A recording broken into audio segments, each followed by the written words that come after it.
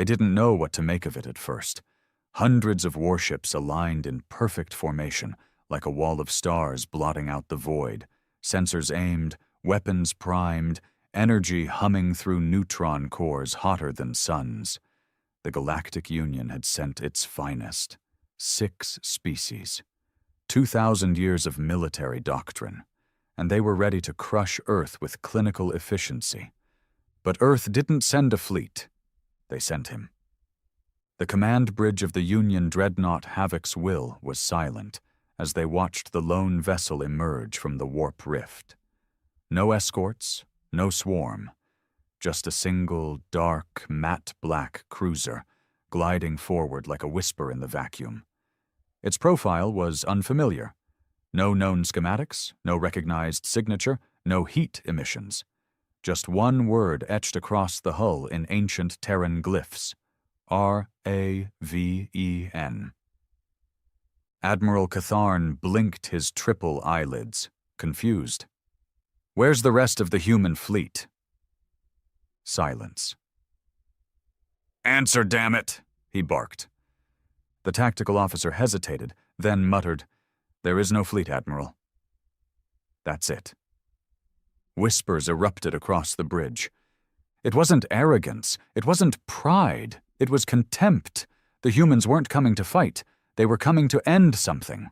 Alone, with one man aboard. Inside the Raven, he sat in the command seat, silent, calm. Muscular fingers wrapped around the armrest like he was holding back a god. His name was classified. His face hadn't been seen in decades. He didn't wear a uniform, just a torn vest, a faded tattoo on his neck, and a chain around his fist. He didn't speak. He didn't need to. The AI spoke for him. "Target acquired. Multiple vessels detected. Shall I initiate combat protocol?" He didn't answer. He just smiled. Back on the Union Bridge, the Admiral tried to calculate the odds again. This had to be a diversion. A decoy. Humanity had to be sending more. They wouldn't just throw a lone ship at a galactic fleet, unless they knew something the rest didn't. And they did. In the inner files of Earth's black site programs, buried so deep even the AI war tribunals feared to touch them, was a protocol marked only as Oblivion Type 0. And the man in the Raven was its only survivor. He wasn't just a pilot. He was a weapon. Catharn's second-in-command panicked. "Admiral, incoming signal. Human frequency dot." "Put it through." A voice crackled through the chamber, dry, gravelly, like gravel under steel. "This isn't a war. This is judgment. You came to take Earth, but Earth already took me. You want a battle? You'll get a lesson." Then the line went dead. The Raven accelerated. No shields, no evasive maneuvers. Just a straight line toward the heart of the Union fleet. And that's when the sensors started to scream. Radiation spikes, energy fluxes that made neutron cores look like candles. The Raven wasn't firing weapons, it was one. The hull began shifting, distorting space around it, tearing at physics like a wild dog. One ship, one man, one decision to defy the most powerful coalition in the galaxy. Admiral Catharn stood frozen as he realized what he was witnessing wasn't bravery. It was madness, or worse, humanity. The Raven didn't slow. It didn't blink under the pressure of 1,000 weapons targeting it. It didn't react to the threat displays lighting up across the Union command bridges like firestorms. It just kept coming, unbothered, unafraid, and completely outside the realm of rational warfare. Inside the control room of Havoc's Will, Admiral Catharn stood like a stone idol. The fear in his chest wasn't logical, but it was real. He'd survived the Mantak uprising, held orbit during the Drex incursion, executed over 700 captains for cowardice. And yet now, facing a single ship, he felt something new creeping up his spine. Doubt. The sensors were failing to measure the Raven's interior structure. Its material composition returned readings that shouldn't exist. Not alloys, not energy fields, something in between, something wrong. "Fire everything," Catharn growled. "Now!"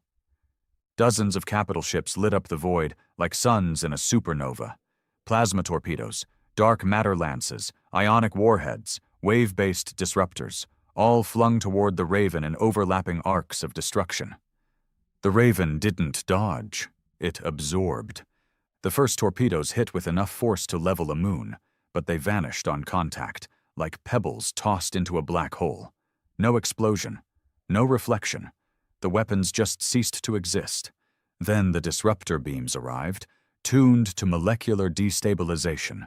They struck the Raven's hull and rebounded straight back toward their sources. In seconds, 3 Union destroyers were sliced apart by their own attacks, screaming as power cores ruptured and decks were exposed to the vacuum. No warning, no chance. On board the Raven, the man in the chair tilted his head slightly. Not in surprise, more like curiosity. Like he was waiting to see if the universe had anything better to throw at him. The AI responded with quiet calculation. Enemy aggression pattern. Predictable. Initiating phase 2. "Do it," he said. Just that. Nothing more. The Raven's frame shifted. The outer hull rippled like liquid metal, then hardened into jagged fins, like wings of some long-extinct predator. The ship's silhouette changed, not for function, but for fear. Psychological warfare encoded in the ship's design. Pure human spite made physical. The Union fleet finally recognized the truth. This wasn't a warship. It was a message, one they should have listened to centuries ago. Ships began pulling back. Orders came too late. The Raven opened its maw, literally splitting apart as a gaping void formed between its front prongs. It didn't fire missiles. It sucked. Space itself twisted inward. The gravitational readings went insane. The Raven wasn't launching a weapon. It was becoming one. Admiral Catharn screamed into the comms, "Retreat! Regroup! Do not engage further!" But the front line was already gone. 7 vessels crushed together like tin in a compactor, drawn into the Raven's singularity before it snapped shut again like a hungry beast. And then came the sound. It shouldn't have been possible in vacuum, but the Raven howled. A sound that bypassed audio receptors and lodged straight into the nervous system. Officers fell to their knees. Some clawed at their helmets. Others just stared, their minds fractured by a sound not meant for sanity. Back on Earth, deep under the Andes, in a chamber colder than death, 3 surviving creators of the Raven watched the live feed. Dr. Albrecht crossed his arms. "It's working." "You call this working?" the woman beside him asked, voice trembling. "We built that thing to prevent extinction, not unleash it." Albrecht didn't look at her. "Humanity doesn't beg, it punishes." On board the Raven, the man reached out and tapped the console. "Initiate Protocol Echo." The AI paused. "Confirmation. Are you sure? This will erase all fallback options." "I don't plan on falling back," he replied. Outside, the Union fleet split into 2. One half tried to maintain formation and counterattack. The other half turned and ran. Cowards, survivors, maybe both. But it didn't matter. The Raven locked onto the nearest dreadnought and launched. No engines, no flames, just motion, raw and unnatural. 1 second it was idle. The next, it was on the hull of the Galaxian Crown, boring through 6 layers of alloy with something no one had ever seen before. Not lasers, not torches, time collapse. The metal rusted in microseconds. Then the Raven injected its payload. A virus made of memory, rewriting the ship's onboard systems with the worst moments of human history. Every screen flickered to images of Earth's bloodiest days: trenches, gas chambers, bombed cities, betrayals, genocides. The alien crew screamed. They couldn't shut it off. Their minds weren't built to process such relentless, naked cruelty. Some tried to kill themselves. Others succeeded. In less than 5 minutes, the Galaxian crown went silent. No weapons fired. Just silence. In the control room of the Union flagship, Catharn was shaking now. "Who is he?" he whispered. "What kind of species, what kind of creature? It sends one man against a fleet." The tactical officer looked up, tears in her 3 eyes.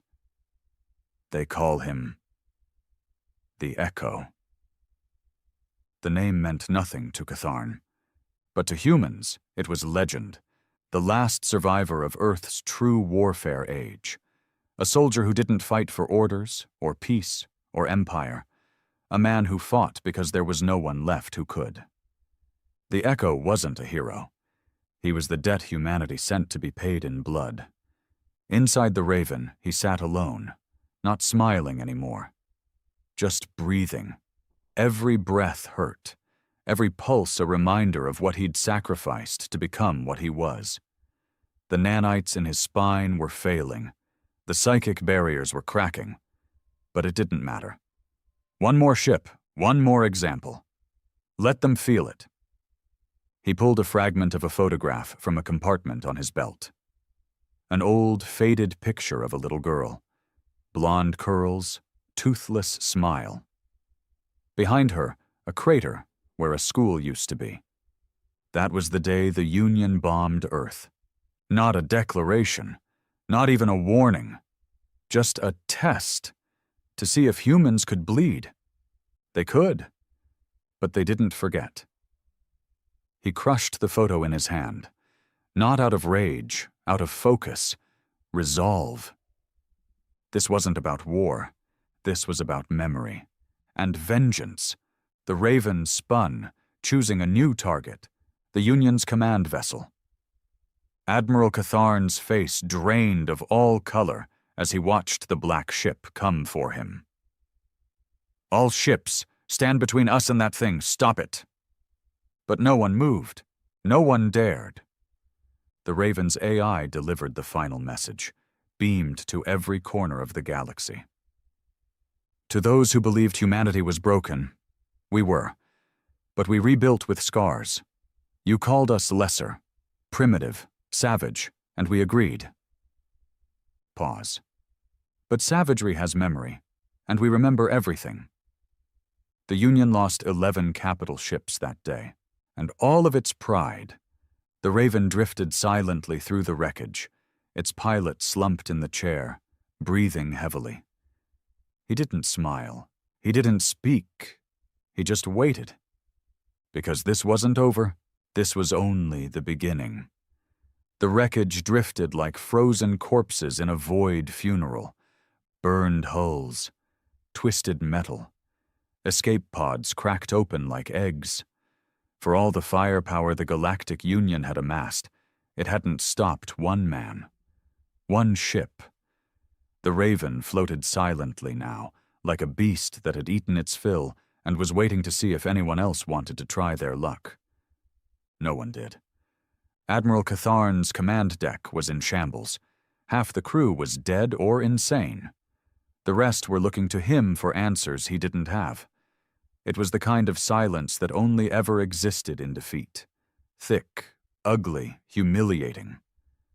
He leaned over the console, blood dripping from a cut above his eye. What is that ship? The answer didn't come from his officers. It came from an intercepted file. Old, encrypted, long buried in the Union's classified black archives. Someone had unearthed it in the last hour, as panic spread across the fleet like a virus. The file was simple. A single line from a Terran general recorded over a century ago, in the ruins of a long-forgotten battlefield. If humanity ever sends just one, you should start digging your grave. That wasn't strategy. That was a promise. Across the rest of the fleet, what remained of Union Command debated one last push. Two admirals advocated for regrouping with reinforcements from the Helix Quadrant. Another demanded immediate retreat. But Catharn knew something no one else did. The Raven wasn't attacking them. It was testing them. Back aboard the ship, the Echo sat motionless, his mind drifting in and out. The AI administered auto-stabilizers, micro-shocks to his nervous system to keep him lucid. But the bleeding inside his skull had started again. The nanites weren't regenerating, they were dissolving. He wasn't built to last, he was built to destroy. The AI's voice broke the silence. Vitals dropping. Suggest emergency stasis. No, he whispered. You will not survive another engagement. I'm not here to survive. He closed his eyes and remembered her voice. The girl with the curls. The laugh like spring rain. She'd asked him once, "Why do stars die, Daddy?" He hadn't answered then. Now he knew. So something new could be born. The Raven stirred. It turned slowly, deliberately, toward the last standing line of Union defense. 12 cruisers surrounding the Central Command ship Vallis Primarch. Not the biggest, not the fastest, but the symbol. Every victory parade in the last 50 years had flown under that banner. Time to burn it. But as the Raven prepared to move, a new signal pulsed across the void. Different frequency. Not Union. Not Earth. Something else. The Echo's eyes snapped open. I trace that. The screen flickered. An ancient dialect scrolled across the interface, glyphs that hadn't been seen since the first collapse. Pre-Earth. Pre-everything. The AI stuttered. Signal origin unknown. Transmission. Human. He leaned forward. Repeat that. Human, but not Terran. Variant detected. The Raven halted. So did the Union fleet. Then something stepped through. A ship, not made of metal or alloy, but of fractured gravity and frozen time. Its shape bent the mind. To look at it was to feel your memories being rewritten. Inside it, a signal pulsed. A voice, fractured and ancient. You are not alone, Echo. He stood slowly, his body cracking from within. Bones shifted unnaturally. The process was accelerating. His time was measured in heartbeats now. AI, he whispered. What the hell am I looking at?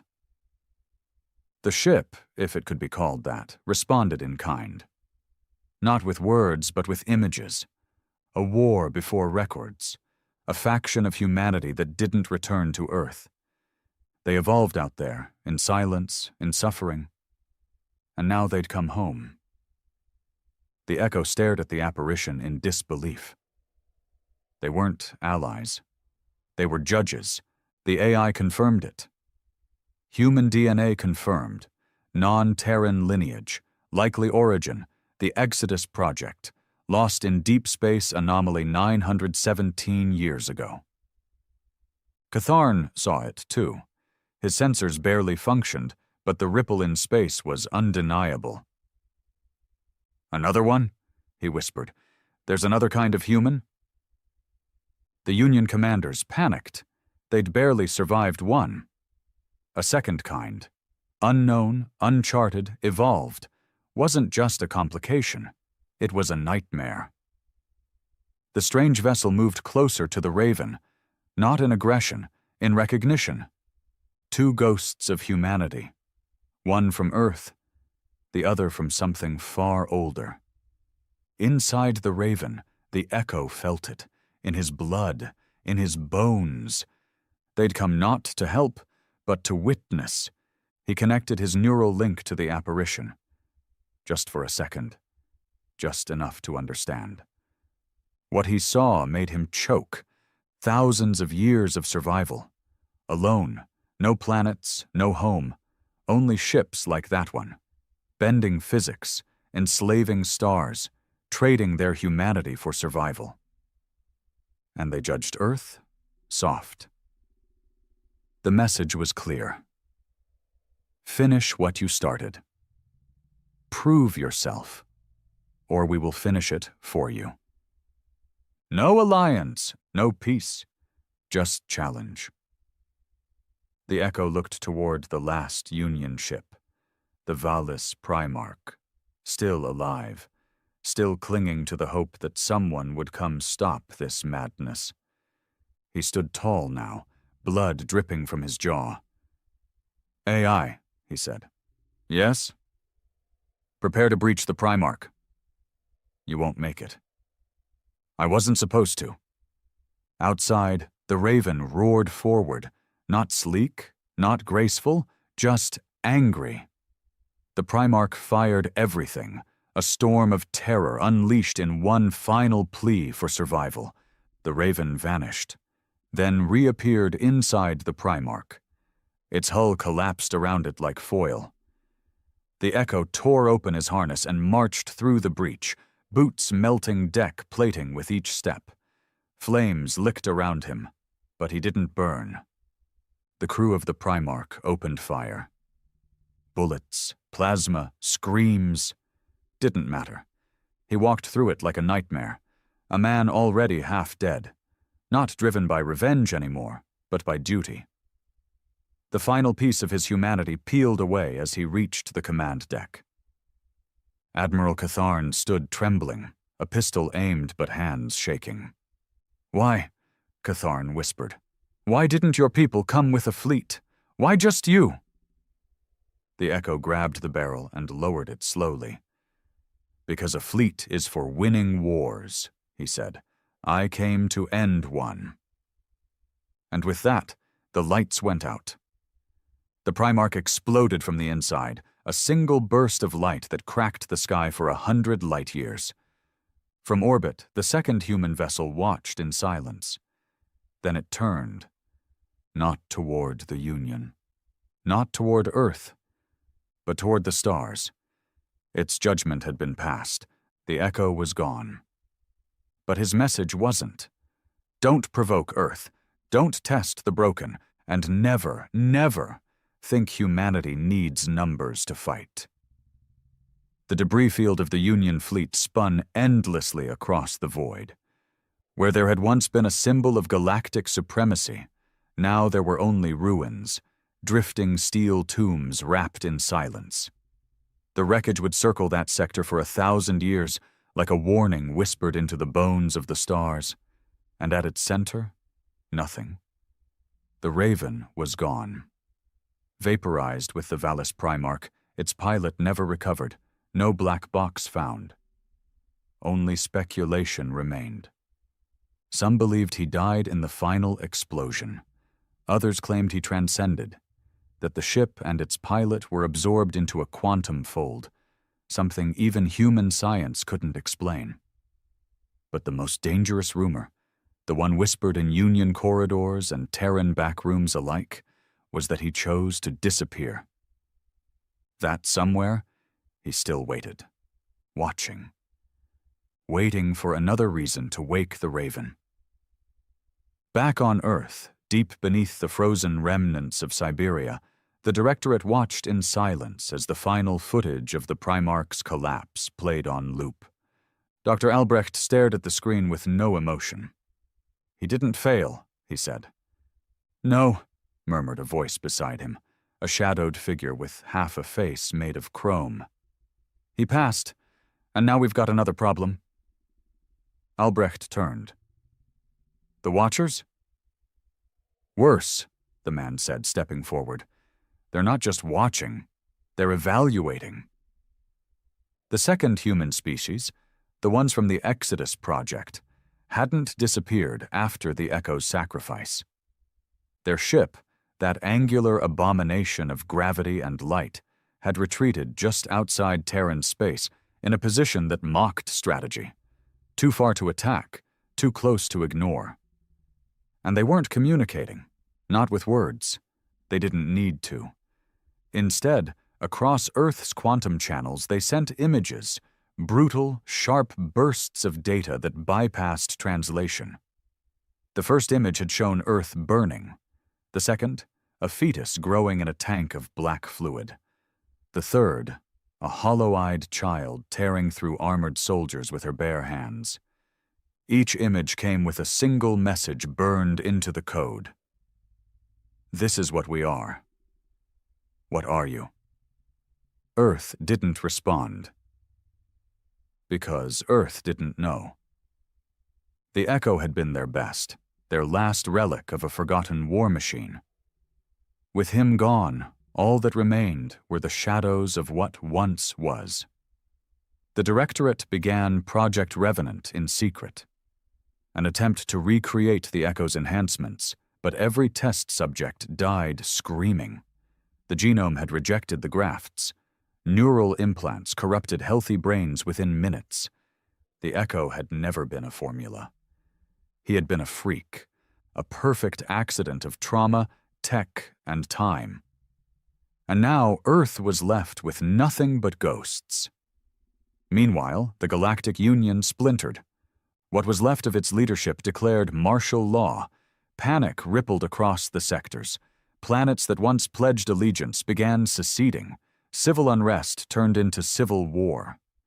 No one wanted to admit it, but the truth was loud.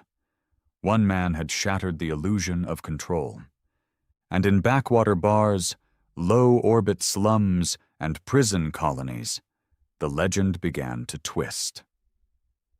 The Echo became myth, a name that carried weight heavier than any ship. They whispered he was still alive, hiding on the edge of space. Some claimed to have seen the Raven in the corner of warp breaches.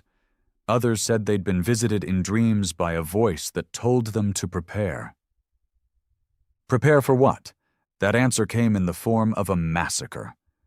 Planet designation RX-71, a mining colony on the edge of Union space, a quiet rock, home to barely 3,000 souls. Overnight, every inhabitant was erased. No survivors, no alarms, just a strange mark scorched into the crust, an ancient human glyph twisted into something unfamiliar. Earth received the data dump 3 hours later. The signal came from the Watchers. This time the message was not a question. It was a demand. Send another. Dr. Albrecht stared at the footage of the scorched colony, rage simmering beneath his calm. We have no one left, he muttered. The chrome-faced man responded flatly. Then we make someone. Everyone we tried broke. Then find someone already broken. And so the hunt began. Across the Terran fringes, black ships with no markings started visiting prisons, underground fight rings, deep space labor camps. They weren't looking for soldiers. They were looking for survivors. Men with scars so deep they couldn't feel pain anymore. Men who'd lost everything and still kept breathing. In one such place, a gravity mine used for ore refining, sat a man named Kane. He wasn't special, not anymore. Just another body in a jumpsuit, dragging his chain of labor through crushed rock and electromagnetic storms. But once, long ago, Kane had led the Red Ash campaign on Mars. He'd watched half his unit eaten alive by vacuum spiders. He'd ordered the other half to detonate themselves just to seal a fault line. He'd survived it all, and he'd begged not to. When the black ship came, he didn't ask questions. He just stood up, eyes hollow, and walked aboard. The next 6 months disappeared into needles, surgeries, code floods, and bone reshaping. They broke his mind 100 ways and rebuilt it in one direction: obedience to the mission. But no matter what they did, Kane never spoke. Until the final day, when they showed him the image of the Echo. Bloodied, broken, triumphant.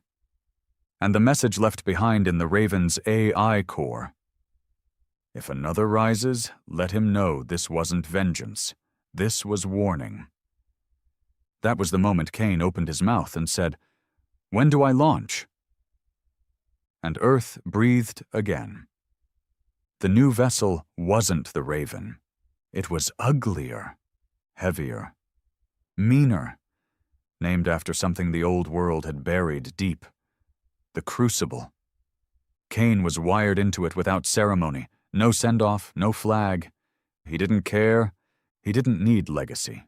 He just needed one target. And the Watchers were waiting.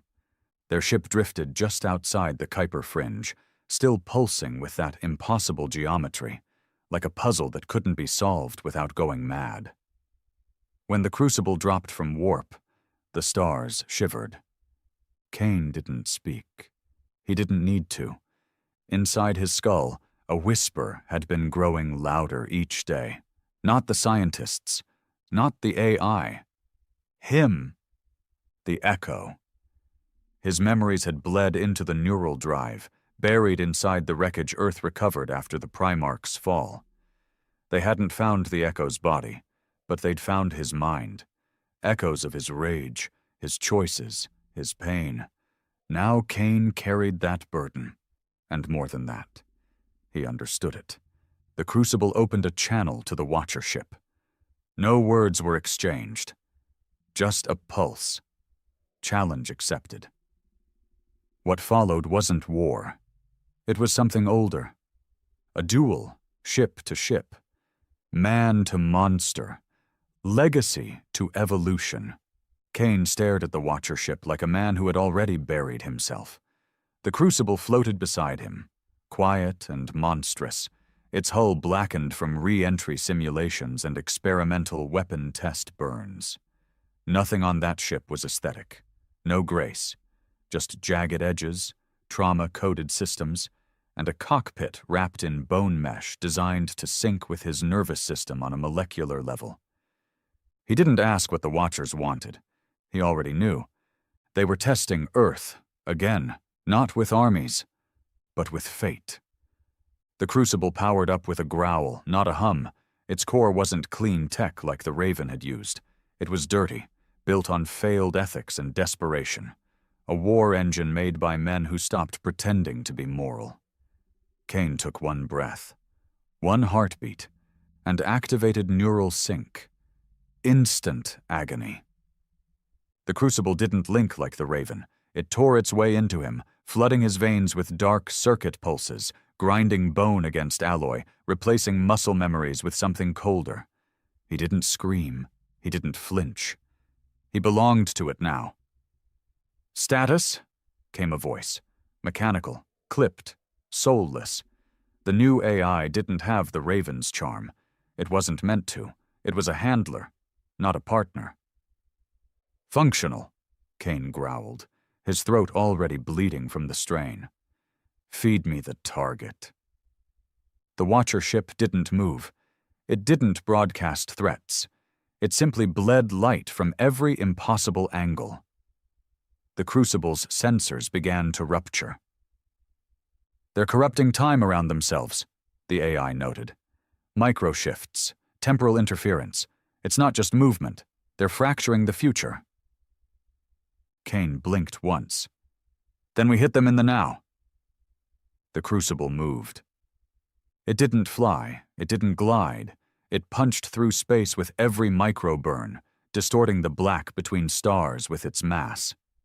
As it surged forward, the Watcher vessel responded in kind, folding into itself like a blooming flower made of hate. Then it struck.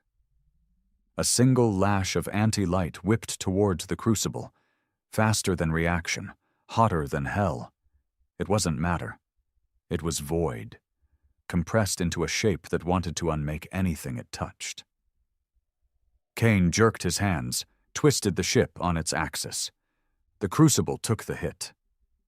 Pain screamed through his spine as part of the portside wing melted, deformed, then grew back. Not metal, not repair, regrowth. The Crucible had flesh. It had nerve. And Kane was inside it.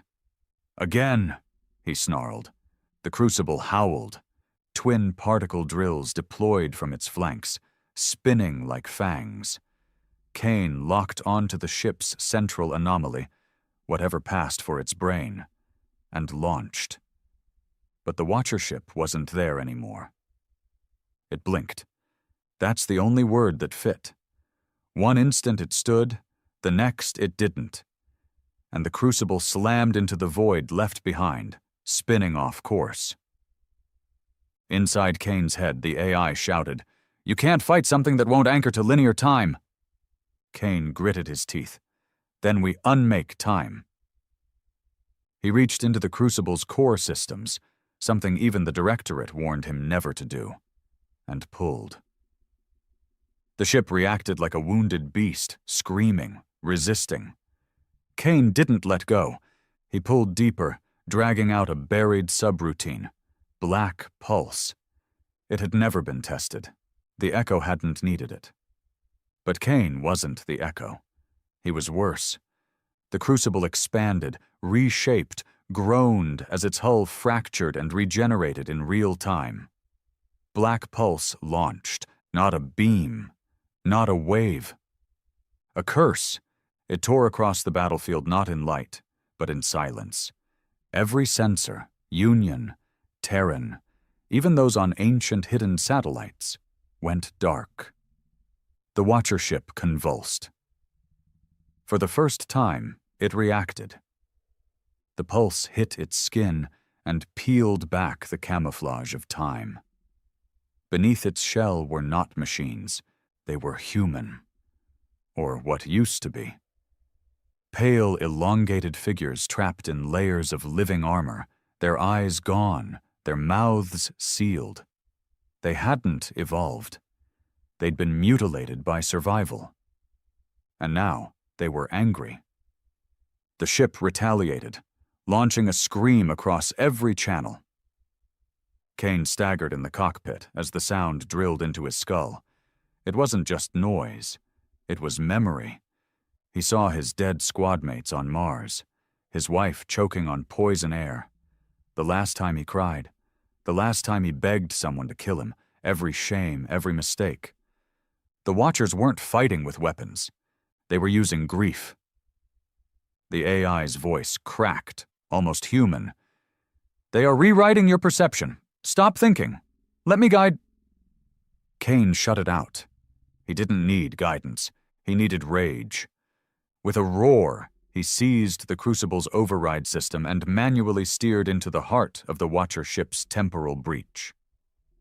The edges of reality cracked. Time slowed. Colors inverted. He saw things that never happened, alternate versions of himself burning, fleeing, dying. He chose none. He dove straight in. Collision, implosion. Silence. Then light. The Crucible reemerged, dragging part of the Watcher vessel with it, a chunk of its internal architecture bleeding blue mist. Kane slammed it into a containment field. The AI blinked. "What did you just do?" "Ripped out its heart," Kane muttered, barely conscious. He stared at the floating mass. It twitched, pulsing with sickly rhythm. Inside it, a voice whispered. "Software female. We are what you could become." Kane stepped forward, looked at it, smiled without joy. "And you should have stayed lost." Then he purged the chamber with plasma. It screamed once, then died. For real. The Watcher ship folded in on itself like a collapsing star. No retaliation, no explosion. Just silence. Kane stood alone in the cockpit, barely breathing, bleeding from his eyes. But victorious. The AI returned, voice steadier now. "Target eliminated." "No," Kane whispered. "That was a scout." The AI hesitated. "Explain." "I saw what it saw," Kane said. "It wasn't attacking. It was measuring. That wasn't the main fleet. That was the first step." The Crucible drifted in space now, engines offline, leaking mass. Earth's comm link crackled to life. "Pilot Kane, do you copy?" He stared out at the stars, and finally answered, "Yeah, I copy." A pause. Then, "Status?" Kane looked at his reflection in the shattered glass of the cockpit. "I'm ready," he said, "but this isn't over. It hasn't even started." The Crucible limped back into Terran space, trailing fractured debris like blood in open water. The ship's structure hissed as atmospheric re-entry triggered emergency cooling vents, steam pouring off its scarred frame. It was a miracle the thing held together at all, or maybe a mistake. No celebration waited for Kane, no cheering crowds, no welcome home, only protocol. He was met by drones first, mechanical swarms scanning every molecule of the Crucible, checking for contamination, anomalies, or traces of Watcher tech. Then came the black suits, faceless men who never gave their names, ushering him into a decompression chamber with thick walls and no windows. He stood alone in a jumpsuit that smelled of burnt metal and dried blood. His knuckles were still cracked from gripping the manual override handles. He hadn't slept in 6 days. He didn't ask how long the debrief would take. He didn't care. Dr. Albrecht finally entered, clipboard in hand, expression unreadable. "You should be dead," he said. Kane didn't look at him. "You're welcome. We've run simulations, 916 scenarios. None of them had you surviving that encounter. None." "Then your simulations are trash." Albrecht smirked faintly. "You brought back the first physical evidence we've ever had. A piece of their core. Even in ruin, that's a breakthrough." "Call it a souvenir," Kane muttered. There was a long silence between them. Then Albrecht leaned forward, eyes colder than the chamber. "You saw something in there, something you haven't told anyone." Kane said nothing, but the silence was louder than a scream. Albrecht continued, slower now. "We know. We saw the Crucible's neural logs. You accessed something buried inside them. Not just code, not memory, possibility." Kane finally turned his head. His voice was low and hollow. "They're not coming for Earth." Albrecht frowned. "Then what are they coming for?" Kane's jaw clenched. "Me." The air in the room seemed to freeze. "I didn't win that fight," he said. "I passed a test, barely, and now they're coming to claim me." "You're assuming they think you're one of them," Albrecht countered. Kane shook his head. "They don't think I'm one of them. They think I'm the next version." Albrecht stiffened. "A prototype?" "No," Kane whispered. "A replacement." Outside the chamber, sirens wailed. The facility trembled slightly as deep core alarms activated. Not from impact, not from attack, from presence. Orbit control screamed through emergency frequencies. Something was entering Terran space. Not a ship, not a fleet, a signal. And it wasn't coming from outside the solar system. It was already here. Below Antarctica, the Sub-Zero Relay Center detected a frequency that had been dormant since Earth began broadcasting radio. The Watcher signal had embedded itself into Earth's tectonic crust centuries ago, waiting. Now it was waking up. Albrecht and Kane stood in the chamber as red lights bathed everything in shadow. "Get him to Site Black," Albrecht ordered. "Now!" But Kane didn't move. He was staring into space, eyes glazed, lips twitching. Whispers filled his ears. Not from outside. From within. The voice wasn't his.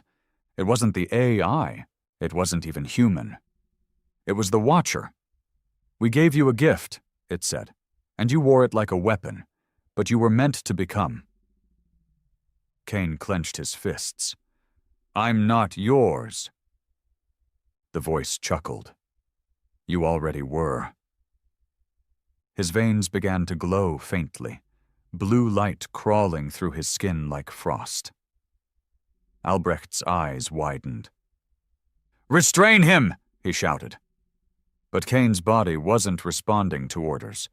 The crucible had been too effective. The neural link hadn't severed. It had evolved. His physiology was changing.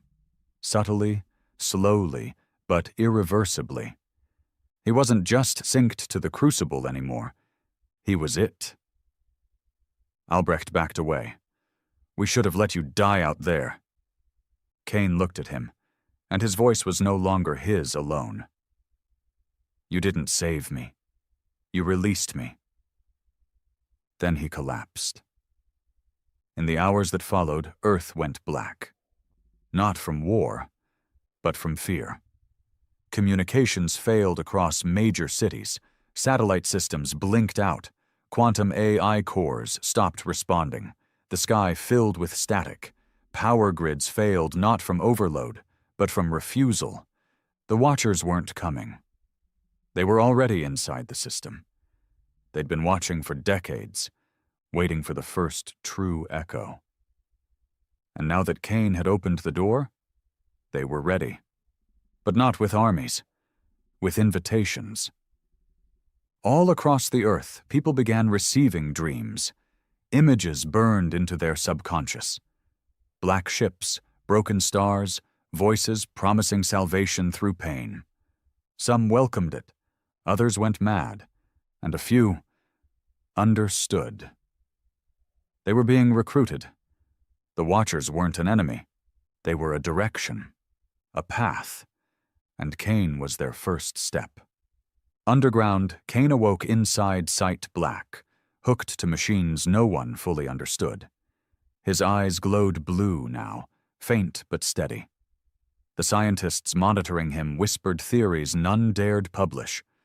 But Albrecht stood beside him, watching. Not afraid, but curious. Do you hear them still? He asked. Kane nodded slowly. They're waiting. For what? For me to choose. And will you? Kane looked up. His voice was raw, cracked. I already did. Then what are they waiting for? Kane smiled weakly. To see if you'll try to stop me. Albrecht paused, then nodded. Then we'd better get to work. They tried to keep it quiet. The directorate buried the footage, sealed the transcripts, erased the feeds. They said Kane was undergoing stabilization, said the crucible had corrupted his neural stem, that he was in stasis for protection. But everyone knew. The rumors spread faster than any virus ever had. Whispers that Kane had survived the impossible, that he wasn't a soldier anymore, that he wasn't human anymore, and that somewhere in the dark, something had claimed him. The world fractured overnight, not from an invasion, but from faith. There were those who believed Kane was the next evolution, the answer to survival. In the slums of Mars and the broken cities of Europa, they painted murals of him, Kane with hollow eyes, arms outstretched, crowned in flames. They called him the Carrier. Others called him the last mistake. Governments fell into silence. Some militaries defected outright, offering allegiance to something they couldn't see, couldn't explain. Others locked down their borders, terrified that whatever Kane had brought back was contagious. And it was. Not physically, but philosophically. Kane had become a question. And the only ones willing to answer it were the ones who feared nothing anymore. Back inside Site Black, Albrecht watched him through layers of glass and lead. Kane wasn't restrained. He didn't need to be. He sat still for days, eyes closed, lips barely moving, talking to them. When he finally opened his eyes, Albrecht was waiting. Can you still hear me? the scientist asked. Kane nodded. Yes. Do you still know who you are? Kane tilted his head. I know who I was. And now? I'm becoming. Albrecht exhaled. Then I need to know what you're becoming. Kane stood slowly. The room dimmed as he moved, sensors malfunctioning, radiation levels spiking. What we feared, he said. What we buried. But what we need. They'll never accept that, Albrecht said. They already have, Kane replied. The others, the ones dreaming. Albrecht stiffened. You've made contact? Kane nodded. They're not soldiers, they're seeds. You planted them long ago by trying to end war instead of understanding it. Albrecht turned away. We didn't want this. We wanted survival. Kane stepped closer to the glass. Then stop pretending you were innocent. The lights flickered. Across Earth, riots began. It started in the equatorial sectors, where the air domes were oldest and the security thinnest. Workers refused to operate the orbital arrays. AI assistants shut down without explanation. Then came the fire bombings, the blackouts, the screams. And everywhere the symbol appeared, a circle of ash with a vertical line through the center, the Watcher mark. Humanity was splitting, not by country or class, but by belief. Some wanted to fight, to find another echo, to burn every remnant of Watcher tech and erase the crucible from history. Others wanted to surrender, not out of weakness, but reverence. They didn't want to resist the Watchers. They wanted to join them. Back in Site Black, Albrecht made a choice. He opened Kane's door, not out of trust, out of necessity. We can't control this anymore, he said. Kane stepped forward, his body humming with low frequencies. Then don't. Help us. Help Earth survive what's coming. Kane stared at him with eyes that no longer held humanity. Only if Earth understands, survival means change. Albrecht nodded once. Then we'll change. Meanwhile, far above the planet, something woke up. A satellite abandoned decades ago, forgotten after the Venus Ark War, suddenly lit its thrusters and adjusted orbit. The AI inside it, thought dead, began broadcasting. Not to Earth, but into deep space. Coordinates, a message. The words weren't in any known language, but the Watchers heard them and responded. They didn't send ships, they sent him. No name, no identity, just a shape. He arrived in orbit without propulsion. A humanoid, naked, hovering 20 miles above Earth. His skin was white as bone, his eyes black pits of memory. And when Terran defense systems targeted him, he smiled. They opened fire, railguns, orbital lasers, kinetic spears. Every shot passed through him, not because he was intangible, because he was not now. He phased between moments, always just before the impact, just after, never during. Then he descended. Kane felt him before the alarms screamed. In his mind, in his marrow, something said, "Brother." Albrecht watched Kane stop mid-sentence, eyes going wide. "What is it?" Kane didn't answer. He ran, tore through the underground corridors with speed the cameras couldn't track. He reached the elevator shaft, leapt up it bare-handed, punching through 3 layers of armor before surfacing in the upper city. And there he was, hovering above the towers, watching, waiting. Kane stepped into the light, and the sky turned black. The two locked eyes. No words, no war cry, just understanding. This was it. The other echo, the one the Watchers made. Their answer to Earth's challenge. Kane didn't hesitate. He launched, and the sky cracked. The sky shattered. Not in the poetic sense, not metaphor. The upper atmosphere cracked under pressure from forces no one had words for. Sound disappeared. Light twisted.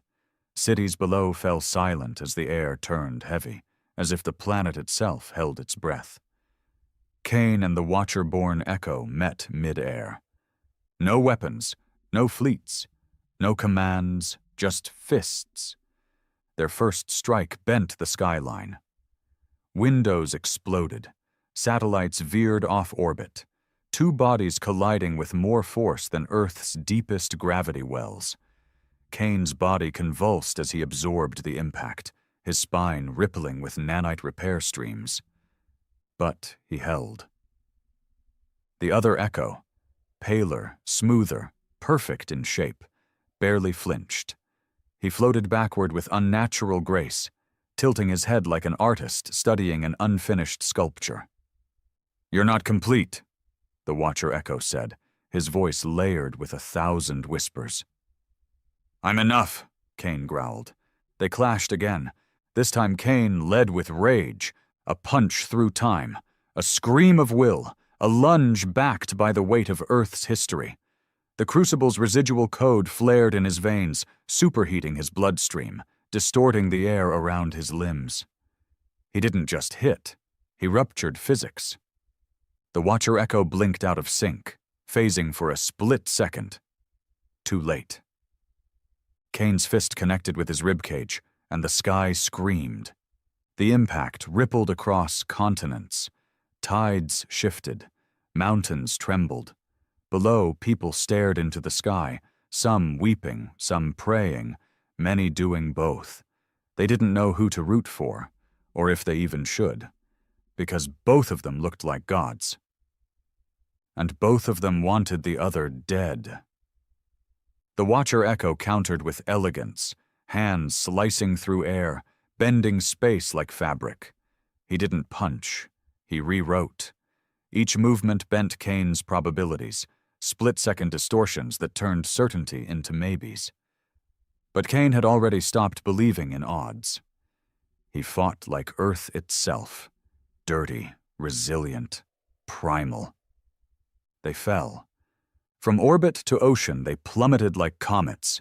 Their impact into the Atlantic sent walls of water tearing into the coasts of 4 continents. Kane roared underwater, body burning with Crucible's final protocol, reactor phase core. Self-ignite. Albrecht had warned him never to use it, because it didn't just destroy Kane, it destroyed everything nearby. But Kane didn't care. He wasn't just fighting for Earth anymore, he was fighting for the right to stay human. Under the crushing weight of the ocean, he wrapped his arms around the Watcher Echo's neck and activated Phase Core. The explosion wasn't light. It was absence, a pulse of erasure that tore a sphere out of the ocean, exposing bedrock before gravity and water reclaimed it. Ships were tossed like toys. Storms birthed in every direction. And when the smoke cleared, Kane floated above the crater, alone, bleeding, breathing, but not broken. The Watcher Echo emerged moments later, body fractured, leaking blue mist from his eyes and mouth, but smiling. "You're close," he said. "To what?" Kane spat. "To us!" Kane launched again, howling. They collided mid-air over the smoking Atlantic, a ballet of death, not smooth, not choreographed, brutal, messy, desperate. Kane broke his ribs, then his arm, then his back. But he kept fighting, and when the Watcher Echo finally faltered, just for a moment, Kane struck true. A punch to the chest, straight into his core, straight into memory. Kane didn't see light. He saw truth. Visions flooded his mind, Earth's forgotten wars, ancient human colonies lost to time, the Exodus Project screaming into darkness as they reshaped themselves into monsters just to endure.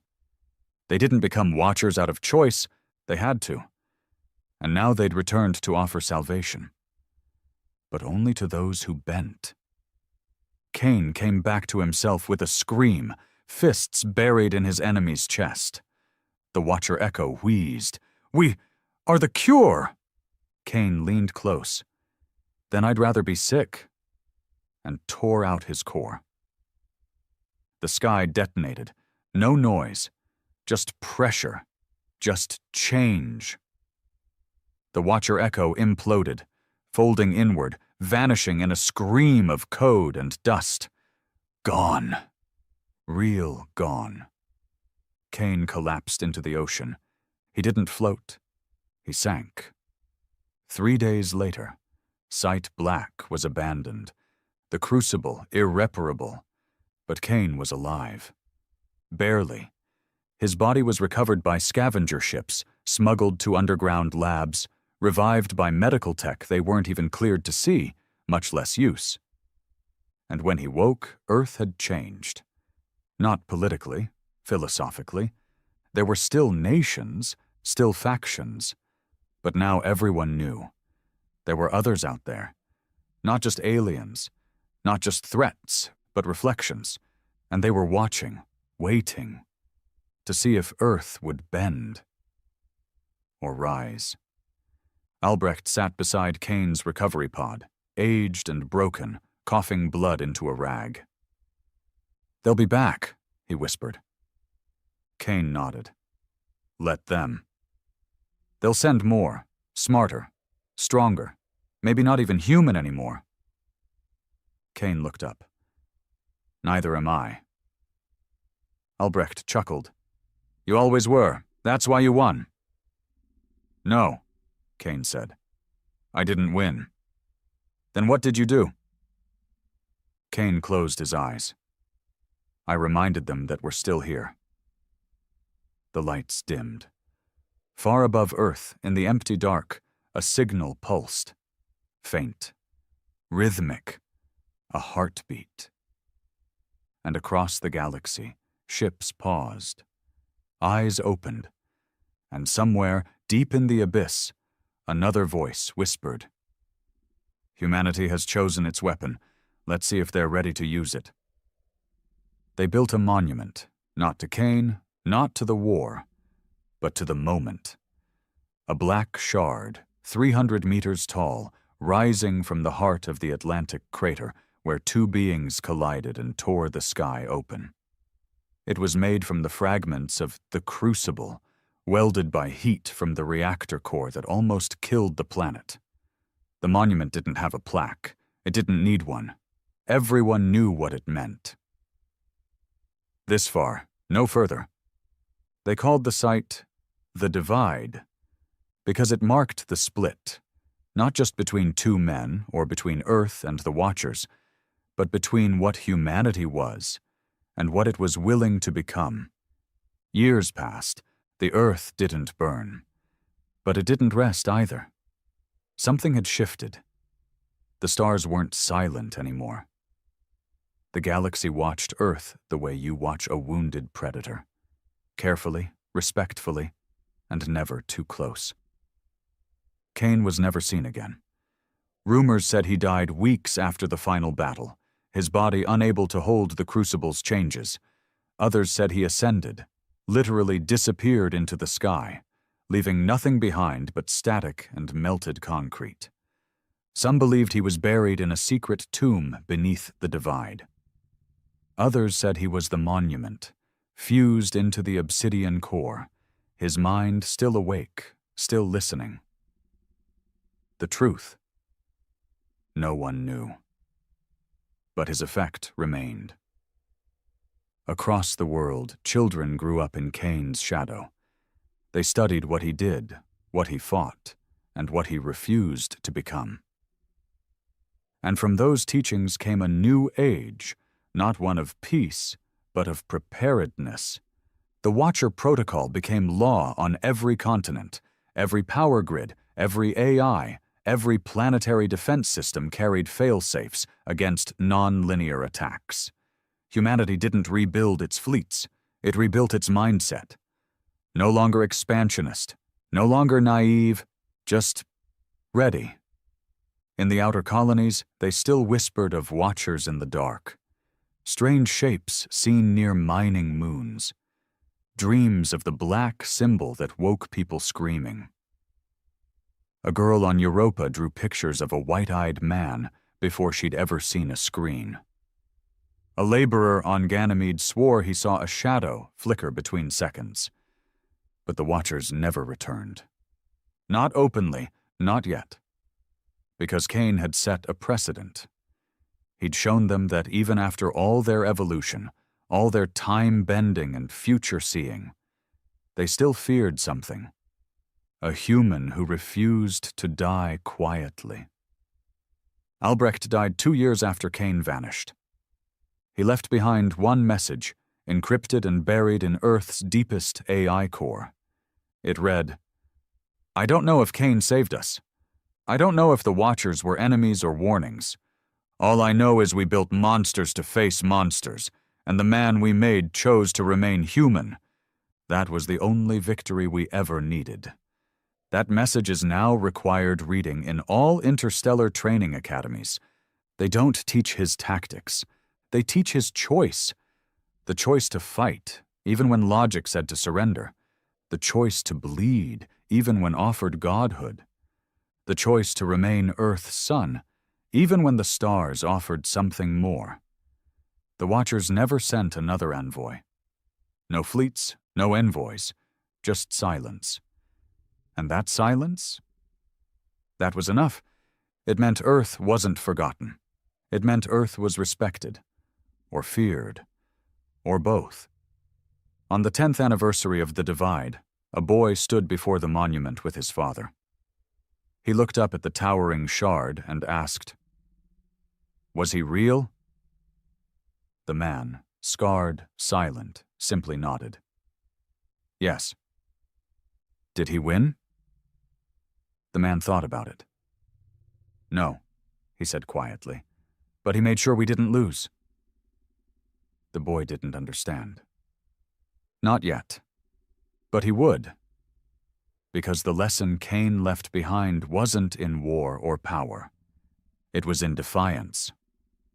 In the whisper every human now carried in their blood, "You can break us. You can bend us. But you will never own us." And across the black sea of stars, the Watchers heard it, and listened, and waited, because Earth hadn't finished its story. It had just finished its first chapter.